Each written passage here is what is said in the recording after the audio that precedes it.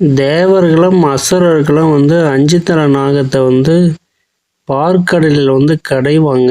அதுலேருந்து வர அந்த பாம்பிலிருந்து வர விஷம் தான் வந்து அமிர்தம்.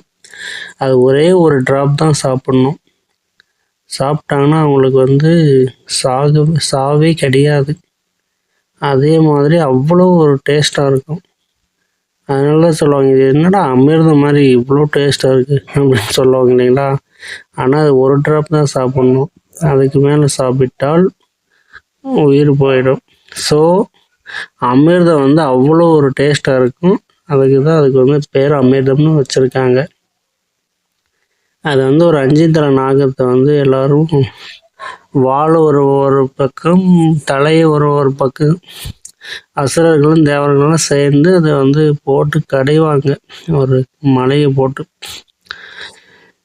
அப்போ கடையும் பொழுது பயங்கரமான ஆக்ரோஷமான அந்த சக்தியோடு வந்து அந்த விஷம் கக்கும் போது அதில் இருக்கிற கடலில் இருக்கிற உயிரினங்கள் எல்லாமே செத்து போயிடும் அப்படின்னு சொல்லி பார்வதி தேவி வந்து சிவபெருமானுக்கிட்ட முறையிடுறாங்க.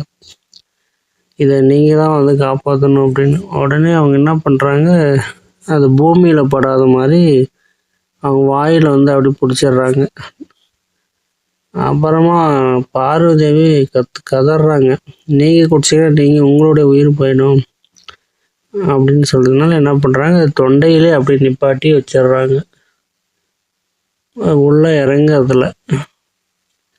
அதனால தான் சிவபெருமானுக்கு வந்து பார்த்திங்கன்னா தொண்டை கீழே வந்து நீல கலரில் இருக்கும். அந்த விஷத்தை வந்து அப்படியே வந்து அவர் என்ன பண்ணிட்டாருன்னா ஸ்டாப் பண்ணி வச்சுட்டார். அது முழுங்கலை. அவ்வளோ ஒரு சுவையானது தான் அந்த அமிர்தம். அதனால தான் அளவுக்கு மீறினால் அமிர்தமும் விஷம்னு சொல்லுவாங்க. ஒரு அளவோடு தான் வந்து எதுவுமே சாப்பிடணும். அளவுக்கு மீறி எதுவுமே சாப்பிடக்கூடாது. அது விஷம் ஆகிடும். அமிர்தமாக இருந்தாலும் ஒரு ட்ராப் தான் சாப்பிட முடியும். அதுக்கு மேலே சாப்பிட்டா அளவு. அதுபோல் அளவுக்கு மீறி சாப்பிடக்கூடாது. லிமிட்டாக சாப்பிடுங்க. இப்போலாம் வந்து பார்த்திங்கன்னா night biryani, 12 o'clock biryani, early morning 3 o'clock பிரியாணின்னு சொல்லி டவுனுங்கெலாம் எக்கச்சக்கமாக இப்போ போயிட்டுருக்கு. அன்டைமில் ஏதாவது ஒரு மிருகங்கள் சாப்பிட்டுதா சொல்லுங்கள்.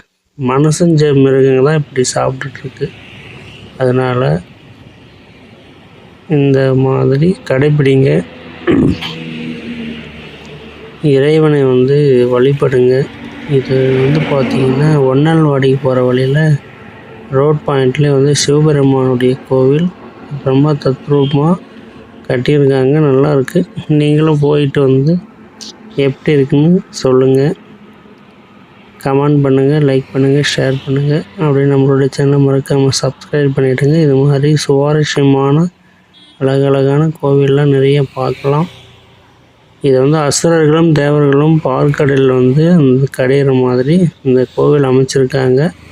ரொம்ப நல்லாயிருக்கு. மெயின் ரோடில் இருக்குது. பார்த்தீங்கன்னாவே தெரியும். பார்த்துட்டு கமெண்ட் பண்ணுங்கள். ஓகேங்களா?